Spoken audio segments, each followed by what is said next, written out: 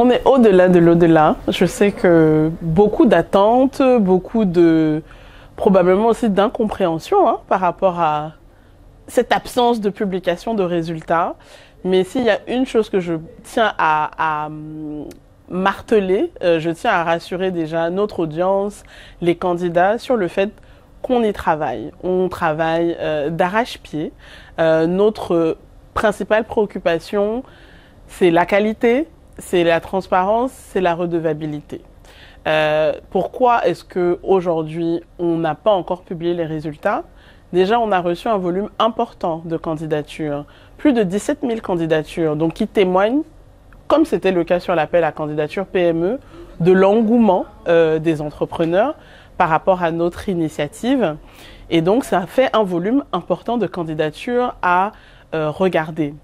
Le deuxième facteur important aussi, c'est qu'aujourd'hui, dans notre processus, nous sommes vraiment concentrés sur la qualité. Ça s'est traduit par la mise en place d'un indicateur d'impact. Donc cet indicateur d'impact, en plus de l'évaluation d'éligibilité classique, est venu vraiment regarder pour chacune des 17 000 candidatures plusieurs éléments qualitatifs. Le potentiel de l'activité, le potentiel en termes de création d'emplois, le potentiel en termes de substitution aux importations, également le volet environnemental et social. Donc finalement, nous avons fait une préanalyse qualitative qui allait au-delà juste de l'évaluation des critères d'éligibilité. Donc on a quasiment terminé les travaux, encore un peu de patience, j'en appelle à votre indulgence, mais les résultats devraient être publiés très prochainement. J'insiste sur le fait que par rapport à cette cible nouvelle entreprise, pour cet appel à candidature, il y a une étape qui est spécifique et qui est différente donc par rapport au processus des PME, qui est celle des bootcamps.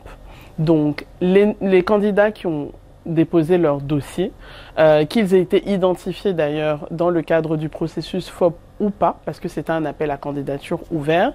Ceux qui auront été jugés éligibles, cette liste sera donc publiée et ces candidats seront invités à participer au bootcamp. Donc, c'est une étape indispensable et donc l'invitation au bootcamp ne vaut pas sélection finale. J'insiste là-dessus. C'est une présélection, une mise en qualité, un échantillon de dossiers jugé très pertinent. Et donc, l'objectif maintenant des bootcamps, qui sont des sessions de formation intenses qui vont être déroulées pendant à peu près 6 à 8 semaines, c'est pour cet échantillon qualitatif de les aider à aller encore plus loin dans la préparation de leur pitch, dans l'amélioration de leur business plan, challenger leurs hypothèses, est-ce qu'elles sont réalistes, est-ce qu'elles prennent en compte les caractéristiques, que ce soit en termes de potentiel ou de contraintes au niveau de l'écosystème. Et à l'issue de ce bootcamp, on les invitera donc à nous remettre à disposition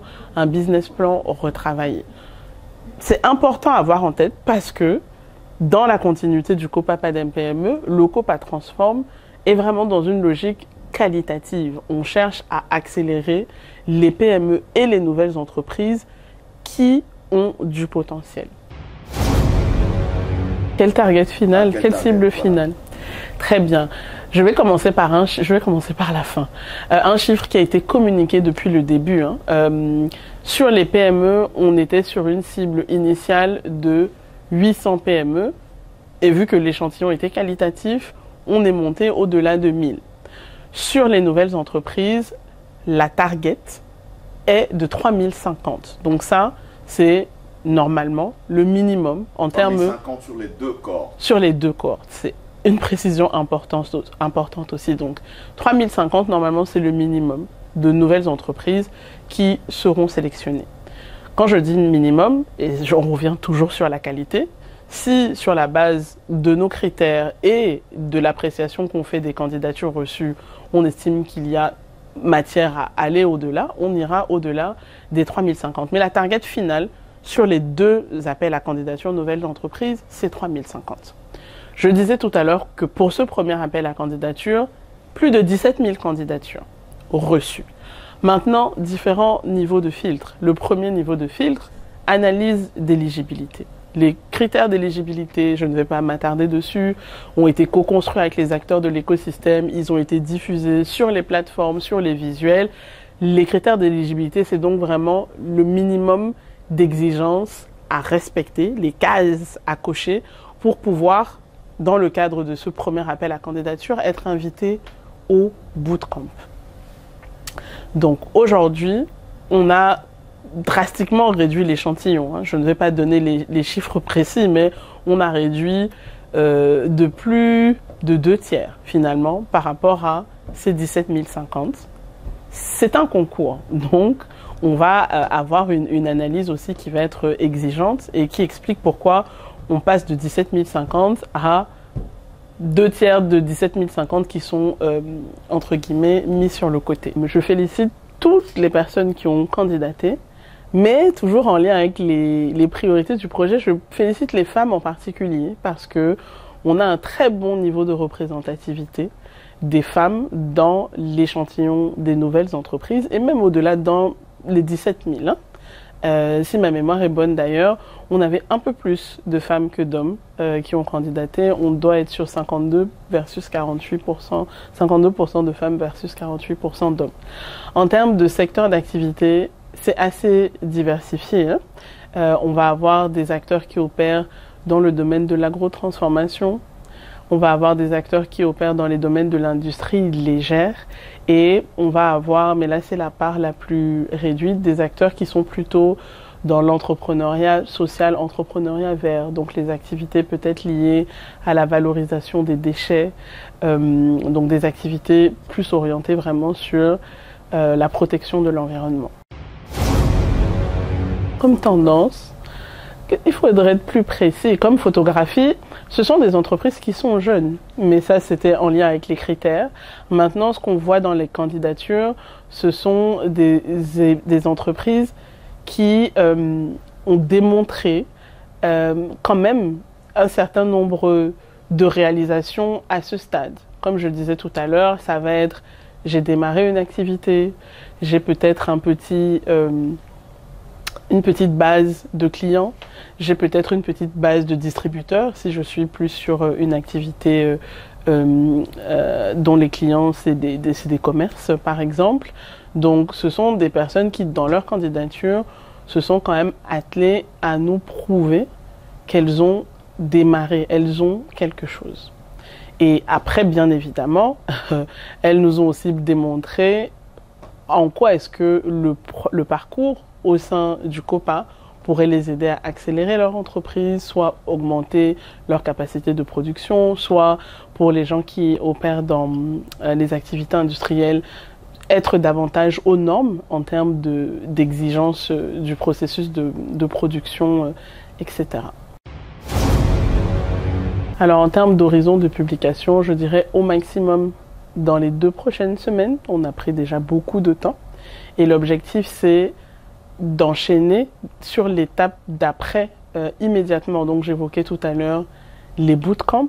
Donc là nous sommes en même temps que nous finalisons le processus de sélection des nouvelles entreprises, nous sommes également en train de préparer tout le volet logistique lié au bootcamp et donc l'enjeu c'est vraiment de publier et dans la foulée d'inviter les nouvelles entreprises retenues à participer au bootcamp qui devront donc se tenir sur les mois d'octobre et de novembre. 3050 minimum, mais une fois de plus sur les 2 appels à candidature. Parce que donc on va avoir un deuxième et dernier appel à candidature, une nouvelle entreprise, beaucoup de choses vont se passer au mois d'octobre, qui va aussi être lancé au mois d'octobre.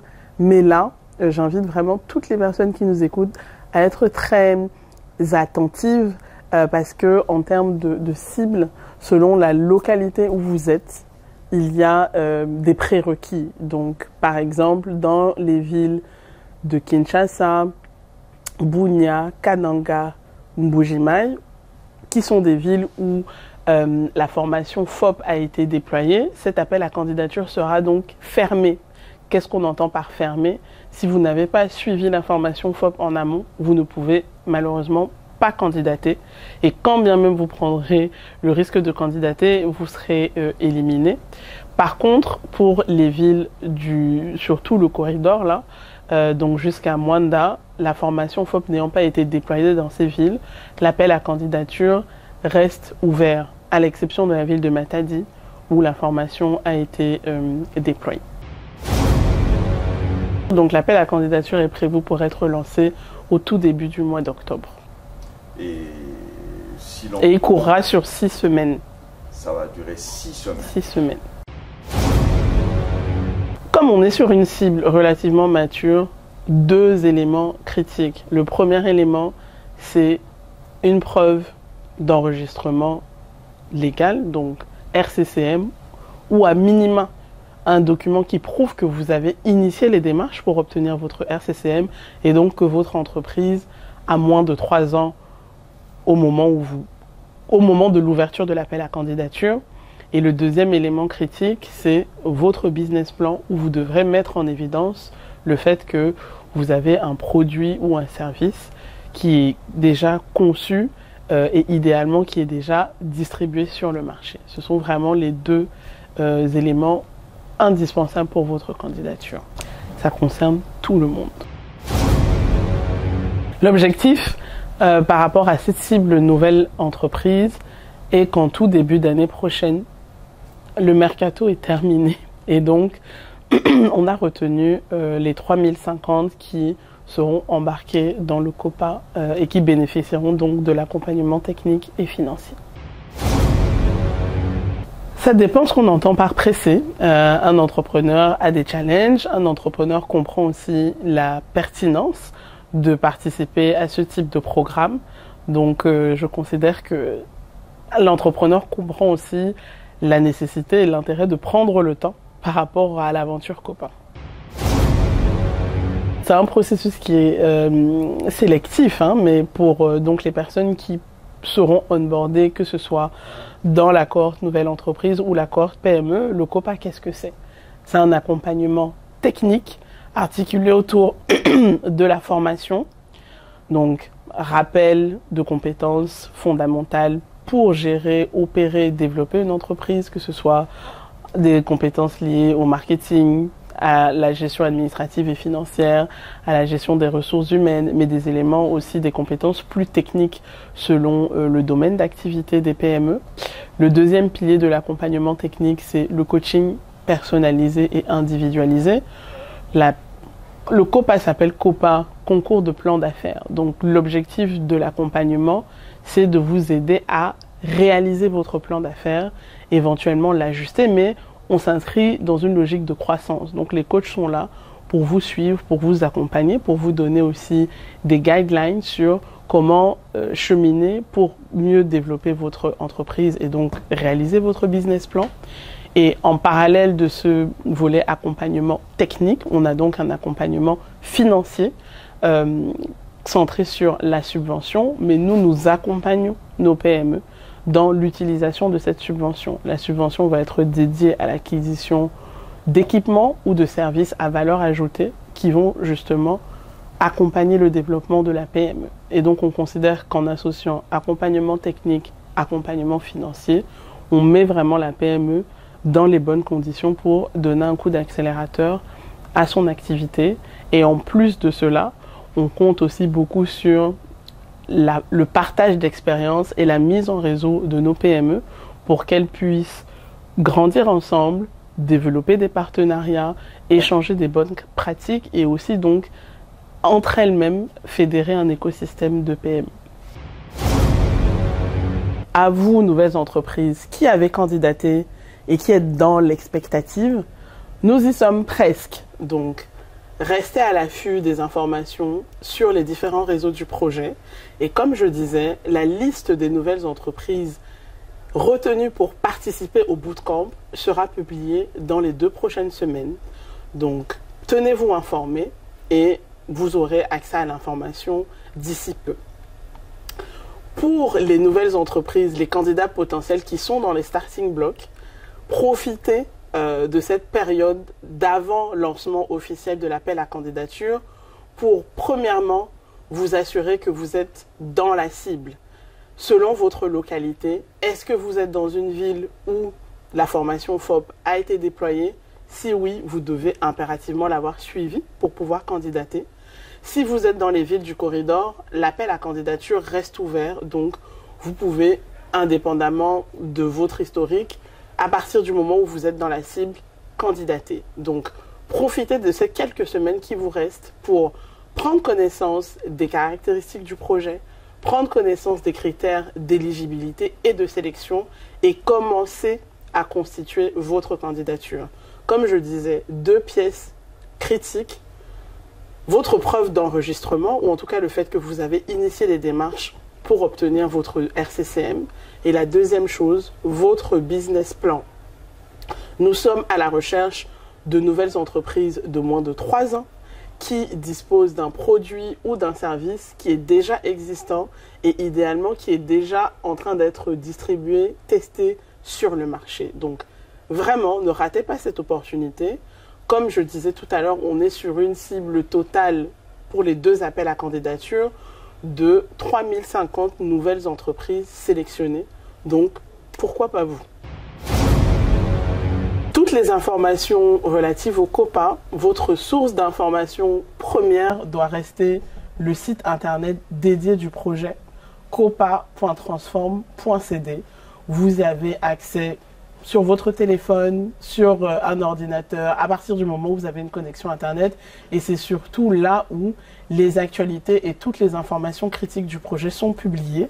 C'est là où l'appel à candidature devra être lancé. C'est là où vous devrez déposer votre candidature.